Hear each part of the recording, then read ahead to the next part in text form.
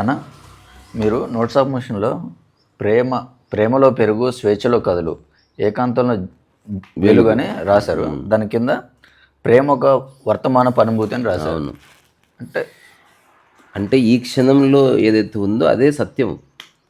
కానీ నా అబ్జర్వేషన్లో మనిషి ఏమంటారు నాటకాలు ఆడుతున్నాడు. ఒక వ్యక్తి మీద ఒక స్థిర అభిప్రాయం ఏర్పడ్డ తర్వాత you cannot love that person. Love అంటే ఒక న్యాచురల్ రెస్పాన్స్. నిన్ను కుక్క చూసినప్పుడు కుక్క నీ వైపు చూసి రియాక్ట్ అవుతుంది చూడు, అది మూమెంట్ ఉంటుంది. అంతే. నిన్న కొట్టినావు, అది గుర్తుపెట్టుకొని కుక్క నీకు తోకి ముందనుకో స్ట్రాటజీ. అది కొట్టాడు కానీ నా కొడుకు బిస్కెట్ కోసం ఊపుతున్నా. సో మనసులో ఉన్న అభిప్రాయం మన ఈ వర్తమానపు క్షణాన్ని కరప్ట్ చేస్తుంది. అందుకే ఊరకే ఉండు ఊరకే చూడని రమణ మహర్షి చెప్పింది. లవ్ అంటే మనం అనుకుంటున్నట్టుగా పరిగెత్తుకోవడమో కౌగిలించుకోవడమో లేకపోతే శబాషిని అభినందించుకోవడమో కాదు. ఏ ప్యూర్ లుక్, ఏ ట్రూ కన్సర్న్. ఇప్పుడు ఈ క్షణంలో వాడికి ఏదో అవసరం, ఆ క్షణంలో ఏదో చేస్తున్నావు. కానీ గతంలో అతను నాకేం చేశాడని లెక్కలేసుకొని మనం ఈ క్షణంలో ఏం చేయడం లేదు. అందరు అట్లున్నారు. ఇప్పుడు నేను ఏం చేసినా ప్యూర్గా చేస్తా, నాకు ఎవరి మీద ఏ అభిప్రాయం లేదు. కానీ అలా కొన్నిసార్లు అలా పట్టించుకోకపోతే ఈ ప్రపంచంలో నేను చెప్పేది మిగతాది నాకు తెలియదు. నేను ఏది కోల్పోలేదు. అంటే ప్రత్యక్షం కిం ప్రమాణం. ఓకే. అంటే ఇప్పుడు ఒక స్వానుభవంగా ఏం చెప్తున్నా, నన్ను మోసం చేసిన వాళ్ళైనా, నాకు ద్రోహం చేసిన వాళ్ళైనా, నా చుట్టూ ఉండే నా గోతులు దొవ్వే వాళ్ళైనా, నా గురించి అబద్ధాలు చెప్పే వాళ్ళైనా, ఎవరైనా నా ఎదురుగా వచ్చినప్పుడు వాడిని అభిప్రాయం లేకుండా నేను చూస్తాను. ఎలా అంటే జస్ట్ అది గతం అయిపోయింది, అది హోగా. ఎలా అన్నది లేదు. పోనీ అది ఉంచుకోవడం వల్ల ఈ మూమెంట్ కరప్ట్ అవుతుంది. వాళ్ళు మీకు అది చేశారు, అది చేసిన మరుక్షణం దాన్ని వదిలేసి ఏం చేసే వదిలేసి వాళ్ళతోనే అలానే ఉంటారు. మళ్ళీ నేను అలా ఎవరితో ఎలాగ ఉండను. నేను ఎంత అవసరం అంతే ఉంటాను. నాకు క్లోజ్ ఫ్రెండ్స్ లేరు, నాకు ఎనిమీస్ లేరు. నేను ఎవరిని రాసుకు పూసుకొని తిరిగేది లేదు, ఎవరిని దూరం పెట్టింది లేదు. నేను చెప్పాను కదా, టచ్ కూడా అవసరం లేని స్థితిలో ఉన్నప్పుడు ఇంకా అది ఇర్రెలవెంట్. ఓకే. అంటే అభిప్రాయం పెట్టుకుంటే మిగతాదంతా అభిప్రాయం పెట్టుకున్న తర్వాత అది ఓన్లీ నీ అభిప్రాయమే ఆపరేట్ చేస్తుంది. నువ్వు ఒకడికి బంగారం ఇచ్చినా నీవు మంచోడు అనుకుంటున్నావు కాబట్టి, నువ్వు వాడికి ఎగిరెగిరి గంతులే షేక్ హ్యాండ్ ఇచ్చినావు, నీ దృష్టిలో వాడు మంచోడు అనుకుంటున్నావు కాబట్టి, వాడు రేపు ఏదైనా తప్పని చేశాడు, నీ గురించి ఏదో చెప్పాడు, మొత్తం పోయింది. నేను అంటున్నది ఒక వ్యక్తికి ఏమీ చేయకుండా ఉండు, చెయ్యి, అది కాదు పాయింట్. అభిప్రాయాన్ని పక్కకు పెట్టు, లేదా ఒక శాశ్వత అభిప్రాయానికి రాయంగా. ఇప్పుడు ఉదాహరణకు విషయం గురించి నేను శాశ్వత అభిప్రాయానికి వచ్చింది, అది తాగితే చస్తాను. దాన్ని దూరం పెట్టుకుని దాన్ని ద్వేషించాల్సిన అవసరం లేదు. అది విషయం అంటే ఇక దాని ప్రాసెస్, దాన్ని దూరం పెడుతున్నావు కానీ దాన్ని ద్వేషించడం లేదు, దాని పట్ల భయము లేదు. ఇప్పుడు ఒక వ్యక్తి ఎంత అనుకున్నా అది పాము అనుకో, ఇంకా దూరం పెట్టింది. ఓకే. ఇంకా అది మళ్ళీ అనవసరంగా పోయి కాటేయించుకొని మళ్ళీ కాటేయించుకొని అట్లా కాదు. నీకంటే ఒక ఇంటెలిజెన్స్ ఉంది, ప్రకృతి మనకి ఇచ్చింది వరం అది. So be intelligent and behave intelligent. Okay. ఇంటెలిజెంట్గా దానివల్ల దీనివల్ల నష్టం ఉంది అని తెలిస్తే ఇక 2-3 సార్లు చూసినావు, నీవెంత ఆనెస్ట్గా అభిప్రాయం లేకుండా చూసినా వాడేదో ఎజెండాతో వస్తుందని తెలిసిన తర్వాత ఇప్పుడు ఒక శాశ్వత అభిప్రాయానికిలా ఈడొక్కడు భూమి మీద నాకు లేకపోయినా పర్వాలేదు, నెక్స్ట్ వాడు ఏమన్నా చేసుకుని వాడిని దిక్కు కూడా చూడకుండా, ఏ అభిప్రాయం లేదు కానీ ఒక శాశ్వత అభిప్రాయం ఏర్పడ్డది. పాము దగ్గరికి వెళ్ళొద్దు, పాము దగ్గరికి వెళ్ళడం లేదు కానీ పాము గురించి ఆలోచించడం లేదు, పాము గురించి ఎవరికి ప్రచారం చేస్తలేదు ఇది చెడ్డదని. సో పాము గురించి నేను రాత్రి కూడా భయపడతలేను, జస్ట్ దాన్ని దూరం పెట్టేసిన. ఒకవేళ పాము అక్కడ ఉందని నేను చూడను. ఆ క్లారిటీ అనేది నిన్ను కొంచెం పీస్ఫుల్గా ఉంచుతుంది. లేకపోతే మనుషులతో ప్రాబ్లం కదా, మనిషికి ఉన్న ప్రాబ్లమే మనుషులతో, ఈగలతో లేదు, దోమలతో లేదు. వస్తే సింపుల్గా చంపేస్తుంది, ఎలిమినేట్ చేస్తున్నాం. సో అందుకని అభిప్రాయం ఉన్న చోట మెడిటేషను లేదు, ప్రేమ లేదు, ఏముండదు, అభిప్రాయమే ఉంటుంది. Opinion matters. సో ధ్యానావస్థ అంటే అసలు ఏ అభిప్రాయం లేదని. ఓషో మైండ్ని 3 భాగాలుగా విభజించి చెప్పాడు. ఒకటి, ఏం జరిగినా ఏ అభిప్రాయం ఏర్పరచుకోకుండా చూస్తున్నది. Whatsoever is happening I'm watching. రెండవది, నువ్వు గతంలో ఏర్పరచుకున్న కండిషనింగ్స్ వల్ల రకరకాల అభిప్రాయాలు, ఒపీనియన్స్, జడ్జిమెంట్స్, ఇది అది ఈ పర్సన్ అవుతున్నది. మూడవది brain. So Osho says, and I also, నేను కూడా ఒప్పుకుంటున్నా, brain is a reality. Brain ఉంటుంది, బ్రెయిన్లో ఇన్ఫర్మేషన్ స్టోర్ అవుతుంది. ఎట్లా నీ నరాలు రక్తం ఉందో నీ బ్రెయిన్లో ఇన్ఫర్మేషన్ ఉంటుంది, దాంతో ఏం ప్రాబ్లం లేదు. మన పుస్తకాల షెల్ఫ్ లాంటిది బ్రెయిన్, అందులో పుస్తకాలు ఉంటాయి, క్యా ఫరక్ పడతాయి. రెండవది, ఏం జరిగినా చూసే ఒక స్థితి ఉంది, అది కూడా రియాలిటీని. ఏం జరిగినా నువ్వు ఉదాహరణకి ఇన్ని చూసినావు, ఒకడికి పెన్ అంటే ఇష్టము, ఆ పెన్ను స్పెషల్గా చూస్తున్నాడు, కరప్షన్ స్టార్ట్ అయింది అన్నట్టు.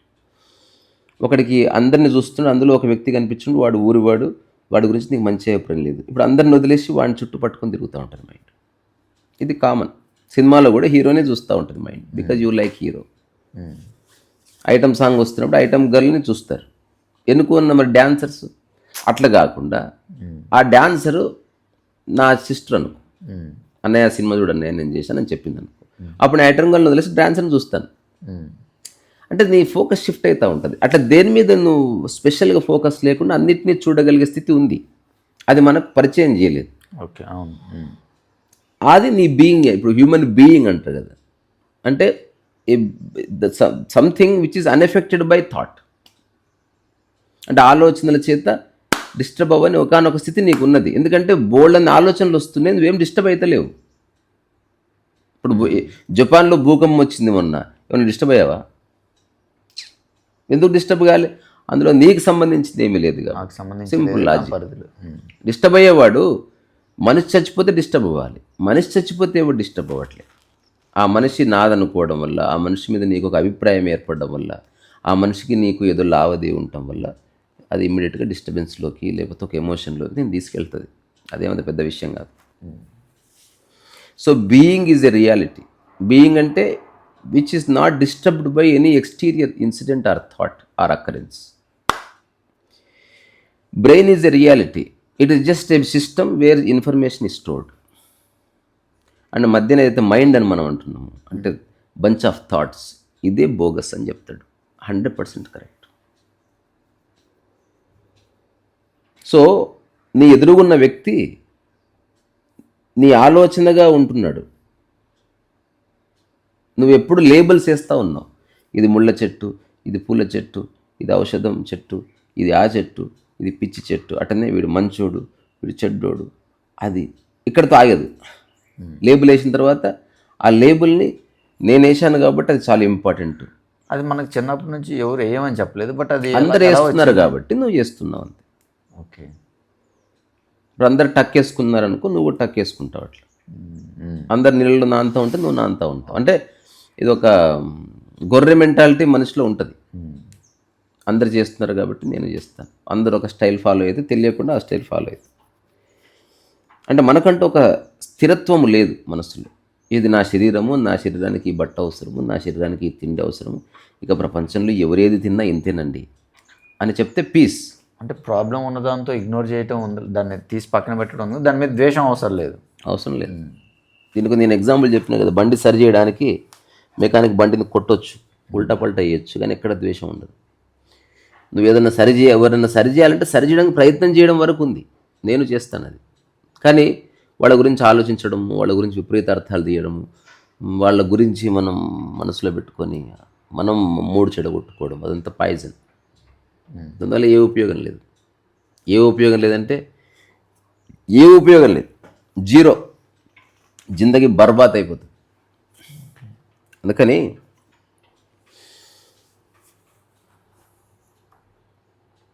జ్ఞానోదయం అంటే ఇక అభిప్రాయం లేకుండా చూస్తుంది. సమాచారం లేదనట్లేదు.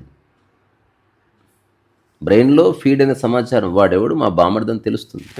కానీ అతని గురించి ఇంతకుముందు ఏర్పరచుకున్న అభిప్రాయాన్ని పక్కకు పెట్టగలిగే ఒక శక్తి ఉంది. సరే, అదే మొన్న అయింది కానీ చెప్పమ్మా, అది ఎలా వస్తుంది? జనరల్గా పెద్ద లైఫ్ని సీరియస్ తీసుకోకపోతే వస్తుంది. మనిషి అనేవాడు తప్పు చేస్తాడని తెలుసుకుంటే వస్తుంది. కుక్క రొట్టె ఎత్తుకపోతుంది కిచెన్లో, పాలు పిల్లి తాగుతుంది. సరే, పిల్లి పాలు తాగుతుంది. ఏమైనా పోలీస్ కేసు వేసావు ఎప్పుడన్నా? ఎందుకేం? పిల్లి పాలు తాగుతుంది సహజం, దానికి తెలియదు కదా. అట్లనే మనిషికి కూడా తెలియదు కదా. మనిషికి తెలియదన్నట్టు అంటారు. తెలియదు. మనిషి నిజంగా జీవితం తెలిసినవాడు అసలు పరచింతన చేయడు, పరుల వస్తువు ముట్టుకోడు, పరుల గురించి ఆలోచించడు. సో మనుషులు ఎక్కడ ఉన్నారు? అందరూ మనసులే ఉన్నారు. మనసులే ఉన్నాయి, ఆ మనసులతోనే ఇబ్బంది ఉంటుంది కదా. అందుకే నీవు మనిషివైతే దూరం అర్థం చేసుకో, అభిప్రాయం లేకుండా. నువ్వు కూడా మనసు ఉండాలంటే నువ్వు ఒక అభిప్రాయం, వాడు ఒక అభిప్రాయం, నువ్వు అది నేను ఇది. మనిషి ఎంతకైనా దిగజారుతాడు. టైం వస్తే దేన్నైనా ఎంత మాట అయినా అంటాడు వాడి అభిప్రాయంలో నుంచి. దాన్ని ఆధారం చేసుకుని నువ్వు ఒక అభిప్రాయం క్రియేట్ చేసుకున్నావు. దీనివల్ల లాస్ట్ నీ మనసే చెడిపోతుంది. ఒకడు ఊరికి అన్నా అని ఉండొచ్చు, అయినా నువ్వు సీరియస్ తీసుకున్నావే అనుకో. ఏదో సినిమా చూసి అందులో హీరోకి చెప్తుంది నువ్వు రా, సరే హీరోకి చెప్తుంది నువ్వు రా హీరోయిన్, నేను ఒక ముఖ్యమైన విషయం చెప్పాలి, నేను నా ప్రేమని నీకు చెప్పాలనుకుంటున్నా, నేను ఉంగరం ఇస్తా అని చెప్తాడు hero. So correct Valentine's day రోజు మధ్యాహ్నం 12 o'clock కలుసుకోవాలి.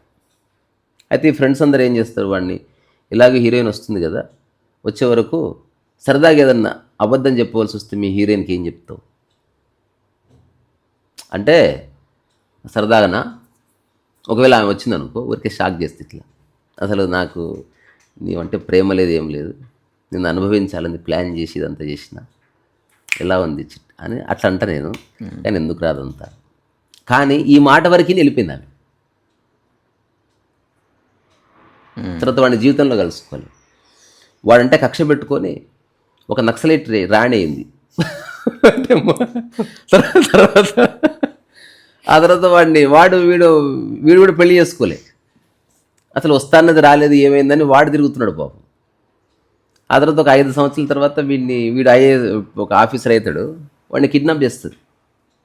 అందుకే అంటారేమో, చూసింది నిజం కాకపోవచ్చు, విన్నది చూసిన తర్వాత అసలు ఆ అమ్మాయి ఇట్లా పట్టి కట్టుకుని ఎందుకు ఇట్లా అయిపోయినావంటే ఇట్లా కన్ను పెడుతుంది వాడికి, ఇట్లా నువ్వు నాకు చేసిన మోసం, నేను నీకేం మోసం చేసిన, ఇప్పటికీ ఉంగల రింగు పెట్టుకొని తిరుగుతున్నా, నువ్వు కల్లిబొల్లి అంటే. ఇప్పుడు ఆమె ఆ ఒక్క డైలాగ్ విని ఫైనల్ కంక్లూజన్, ఇంకా వాడు ఏం చెప్పినా వినదు. అప్పుడు మిగతా ఫ్రెండ్స్ అందరూ వచ్చి మేము సరదాగా అబద్ధం చెప్పమంటే చెప్పిండు వాడు, అప్పుడు కూడా చెప్పి అమ్మో వద్దొద్దు ఎందుకు హాయిగా అని, కానీ నువ్వు అంతవరకు వినిపోయినావు, అంత నక్సలిజం పడిపోయింది, పెళ్లి చేసుకుందాం, ఇప్పటికీ 5 ఏళ్ళు వేస్ట్ చేసిన, అదంతా అభిప్రాయం వాడి ఆట కాదు. అవును. సో ఇలాగూ మనిషి గురించి అభిప్రాయంకి వచ్చేది, మనసు గురించి అభిప్రాయానికి రా. ఓకే. ఆ మనిషి వేరు, మనసు వేరు. మనిషి ఒక వైట్ పేపరు, మనసు దాని మీద రాసిన బూతు. ఆ మనసున్న మనిషి వల్ల ఆ మనిషి అందుకని మనసే ఆపరేట్ చేస్తుంది. మనిషికి తెలియదురా, తెలియదు. అంతే ఎన్నిసార్లు వచ్చినా జీసస్ అదే చెప్పిండు, నేను అదే చెప్తున్నా. తెలియక ఎన్నో గౌరవాలు చేస్తున్నాడు మనిషి, ఎందుకంటే చాలామంది చేస్తున్నారు కాబట్టి. ఎప్పుడైతే నీవు లైఫ్ అనేది నువ్వు నిజంగా అర్థం చేసుకోవాలని ఒక అడిగేస్తావో అప్పుడు నీవు తెలుసుకునేది నీ పని ఏదో నువ్వు చేసుకోవడానికి ఉన్నావు ఇక్కడ. You are not here to make stories in your head. అది అవసరం లేదు. ఏం కథలు అల్లుకుంటావు, ఏం సాధిస్తావు? లాస్ట్కి అందరూ మనుషులు ఎవరైతే ఉన్నారో వాళ్ళు వెళ్ళిపోయారు నీ లైఫ్లో, కానీ వాళ్ళ గురించి ఉన్న అభిప్రాయాలు నీ మనసులో అట్లే ఉండిపోతాయి, అవి బాధిస్తాయి. అల్టిమేట్గా సఫర్ అయ్యేది నువ్వే, ఈ భూమి మీద ఎవరు కాదు. అందుకని అభిప్రాయం ఉండొద్దా, శాశ్వత అభిప్రాయం పెట్టుకో. పాము గురించి, విషము గురించి. ఇంకా ఊరికే అంటే నేను పాము గురించి ఒక శాశ్వత అభిప్రాయం పెట్టుకున్నా కానీ అది రాంగ్ అనిపిస్తుంది, మళ్ళీ పాము కాడికి పోతా, మళ్ళీ కాటేసింది. మళ్ళీ నేను అభిప్రాయం పెట్టుకున్నా, మళ్ళీ కాటేసింది. Come to a final conclusion కొన్ని విషయాల్లో. ఇప్పుడు భారతదేశం మన మాతృభూమి, శాశ్వత అభిప్రాయం బాధకథ. ఇది మన జాతీయ జెండా, శాశ్వత అభిప్రాయం. వీళ్ళు మన అమ్మ నాన్న, శాశ్వత అభిప్రాయం. పాము అంటే అది చేంజ్ అయ్యేది కాదు, మనిషి చేంజ్ అయ్యే అవకాశం. నేను అందుకే ఒక 2-3 సార్లు చూడు, ఊరికి నిర్ణయానికి రమ్మని చెప్తలేదు, నీకు తెలిసింది రూఢిగా రిలాక్స్గా ఒక డిసిషన్ తీసుకో. నేను చెప్పనా, నాకు ఒక ఫ్రెండ్ ఉండేవాడు, ఎప్పుడు నాతో వర్క్ చేయించుకుని నాకు డబ్బులు ఇచ్చేవాడు కాదు. ఒక 2 సార్లు అయింది, 3వసారి చెప్పాను, ఇప్పుడు 2 సార్లు అయింది. నువ్వు నాకు అనుకున్న ప్రకారం డబ్బు ఇవ్వలేదు, ఒకవేళ ఇచ్చినా నాకు అవసరం లేనప్పుడు ఇచ్చావు, నేను అడిగినంత ముందు అనుకున్నంత ఇవ్వలేదు, ఏదో మాటలు చెప్తున్నావు అంటే అప్పుడు నా ఏదో కారణాల చేత. అంటే ఇది 3వసారి, ఇది చివరిసారి. నాకు తెలుసు నీతో పని చేయొద్దని, కానీ మళ్ళీ ఫైనల్ నిర్ణయం తీసుకోవడానికని నేను ఒక కారిడార్లో చెప్పి ఒక క్యాలెండర్ డిజైన్కు ఒక 12 చిన్న చిన్న పెయింటింగ్స్ కావాలంటే వేసి ఇచ్చాను. ఒక 2 రాత్రుళ్ళు. సో తనే ఫుడ్ గిడ్ అంతా తెప్పించాడు. నా దగ్గర డబ్బులు ఏం లేవు. సో మొత్తం మీద ఒక 6,000 ఇవ్వాలి నాకు. అన్న రేపు ఇస్తానని చెప్పాడు. నేను వెళ్ళి ఆ 1 డే అంతా ఇంటెన్స్గా వెయిట్ చేశాను. అతను రాలేదు. తర్వాత నేను ఫోన్ చేస్తే కట్ చేసిండు. ఒక 4-5 డేస్ తర్వాత అన్న ఏంటన్నా బాగున్నావా? అన్న ఏది అడగడానికి లేదు, ఫస్ట్ నువ్వు డబ్బుల గురించి చెప్పు నాకు. ఒక 5 రోజులు అటు ఇటు అవుతుంది అన్న, ఏముంది అందులో, ఇస్తాను కదా.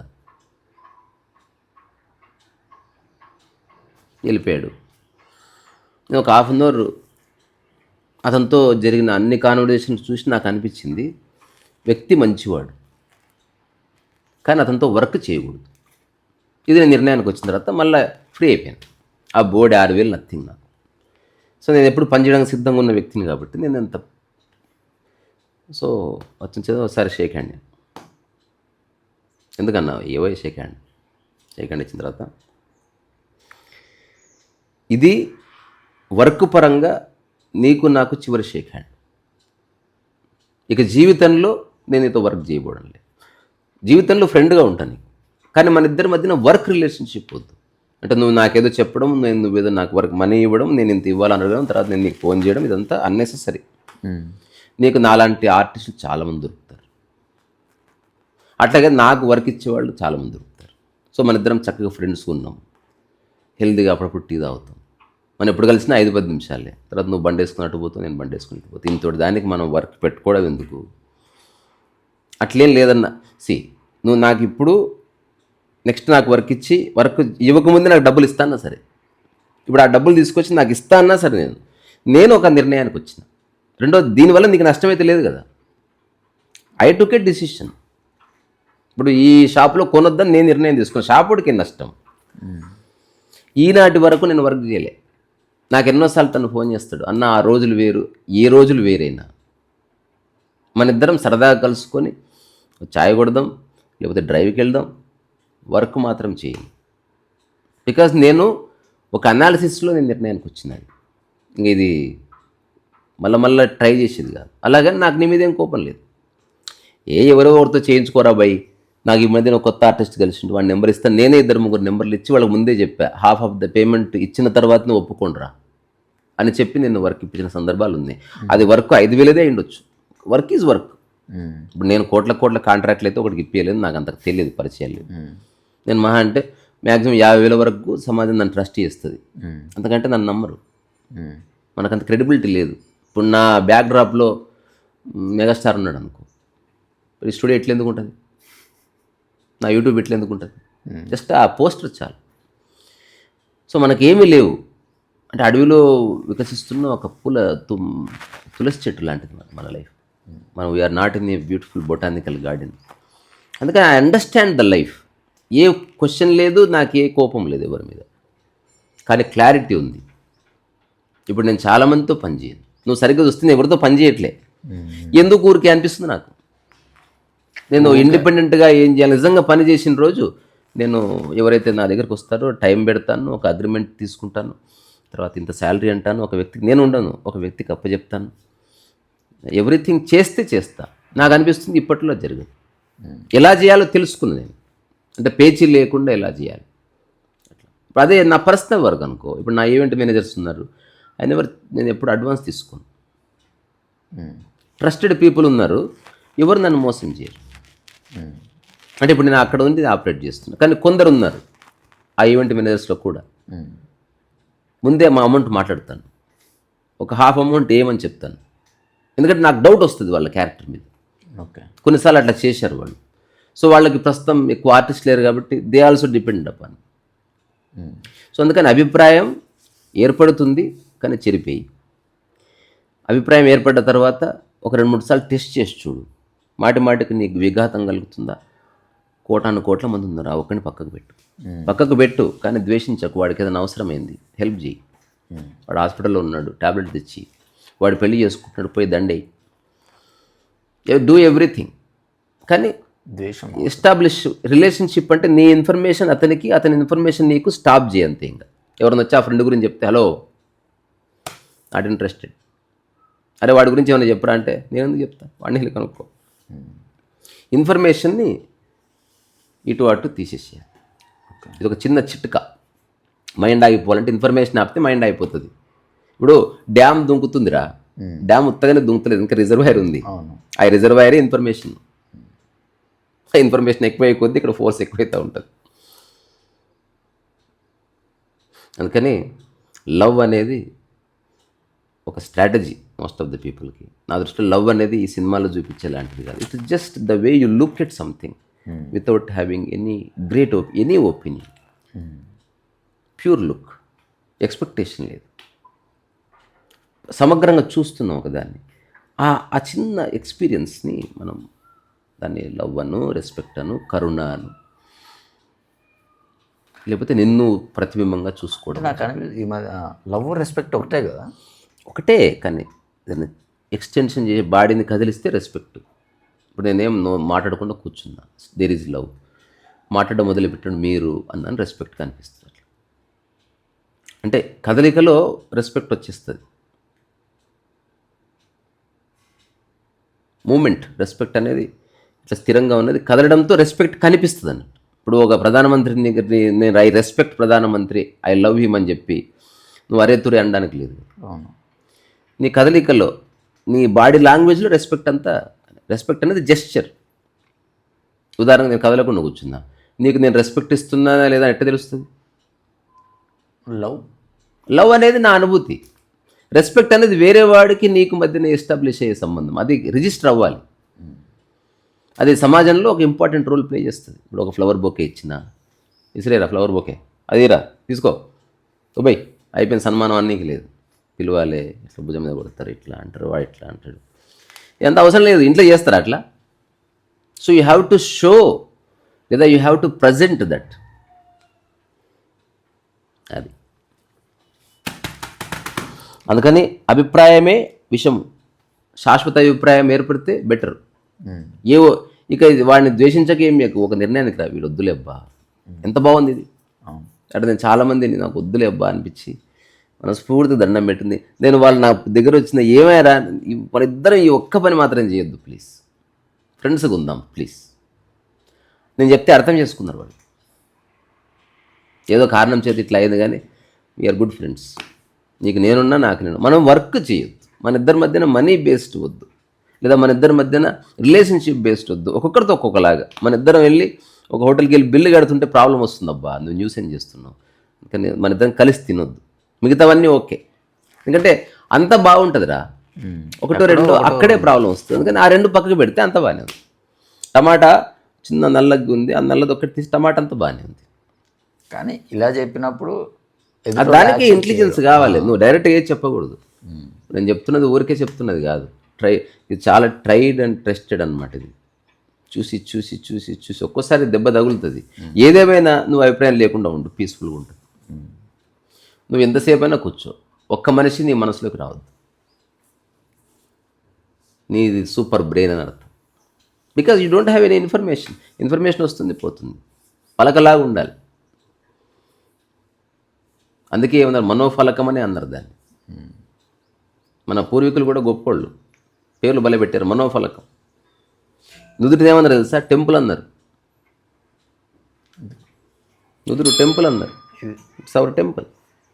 ఇంగ్లీష్ వర్డ్ టెంపుల్ అంటే నుదురే. టెంపుల్ ఎందుకు అన్నారు? అంత ఇక్కడే ఉంది.